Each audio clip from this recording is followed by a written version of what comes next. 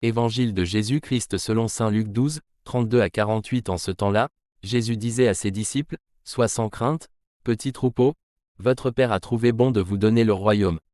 Vendez ce que vous possédez et donnez-le en aumône. Faites-vous des bourses qui ne s'usent pas, un trésor inépuisable dans les cieux, là où le voleur n'approche pas, où la mythe ne détruit pas. Car là où est votre trésor, là aussi sera votre cœur. Restez en tenue de service, votre ceinture autour des reins, et vos lampes allumées. Soyez comme des gens qui attendent leur maître à son retour des noces, pour lui ouvrir dès qu'il arrivera et frappera à la porte. Heureux ces serviteurs-là que le maître, à son arrivée, trouvera en train de veiller. Amen, je vous le dis, c'est lui qui, la ceinture autour des reins, les fera prendre place à table et passera pour les servir.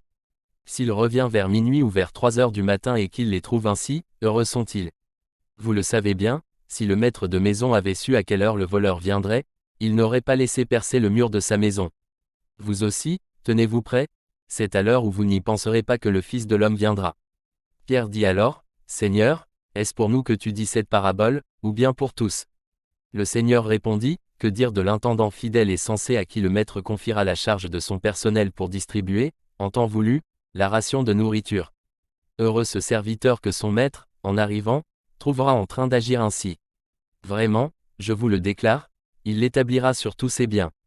Mais si le serviteur se dit en lui-même, mon maître tarde à venir, et s'il se met à frapper les serviteurs et les servantes, à manger, à boire et à s'enivrer, alors quand le maître viendra, le jour où son serviteur ne s'y attend pas et à l'heure qu'il ne connaît pas, il l'écartera et lui fera partager le sort des infidèles.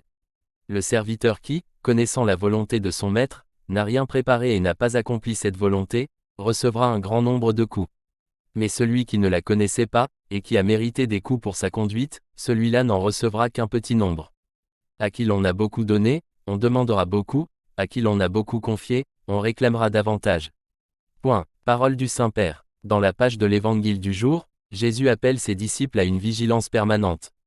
Pourquoi ? Pour saisir le passage de Dieu dans leur vie, parce que Dieu passe continuellement dans la vie. Et il indique les modalités pour bien vivre cette vigilance, que vos reins soient sains et vos lampes allumées. V. 35. Telle est la modalité. Tout d'abord, que vos reins soient sains, une image qui rappelle l'attitude du pèlerin, prêt à se mettre en chemin. Il s'agit de ne pas s'enraciner dans des demeures confortables et rassurantes, mais de s'abandonner, d'être ouvert avec simplicité et confiance au passage de Dieu dans notre vie, à la volonté de Dieu, qui nous conduit vers l'objectif suivant. Le Seigneur marche toujours avec nous, et très souvent il nous accompagne par la main, pour nous guider, pour que nous ne nous trompions pas sur ce chemin si difficile. Merci d'avoir suivi, que Dieu vous bénisse. N'oubliez pas de vous abonner, merci.